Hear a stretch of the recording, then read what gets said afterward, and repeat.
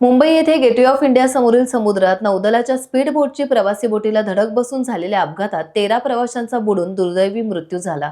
या घटनेच्या पार्श्वभूमीवर मालवण बंदरातील सिंधुदुर्ग किल्ला प्रवासी वाहतूक बोटी आणि जलपर्यटनाच्या बोटीतून होणाऱ्या प्रवासी वाहतुकीवर मालवण बंदर विभागाने करडी नजर ठेवून नियमांची अंमलबजावणी कडकपणे राबवण्यास सुरुवात केली आहे। यामध्ये प्रामुख्याने बोटीमध्ये निश्चित केलेल्या संख्येएवढेच प्रवासी न्यावेत, त्यापेक्षा जास्त प्रवासी घेऊन बोट ओव्हरलोड करू नये। सर्व प्रवाशांना जॅकेट घालणे बंधनकारक राहील। बोट व्यावसायिकांनी सर्व नियमांचे पालन करावे अशा सूचना बंदर निरीक्षक रजनीकांत पाटील आणि अनंत गोसावी यांनी बोट आणि जलपर्यटन व्यावसायिकांना दिल्या आहेत।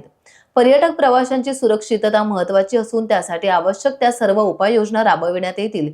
जे व्यावसायिक नियमांचे उल्लंघन करतील त्यांच्यावर कारवाई केली जाईल असा इशाराही पाटील यांनी यावेळेस दिलाय।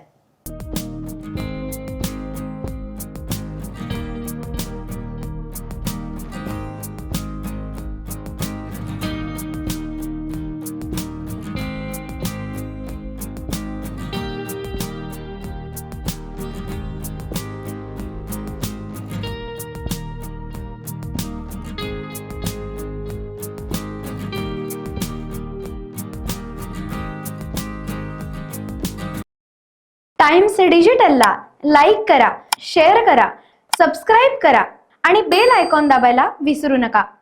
Times digital.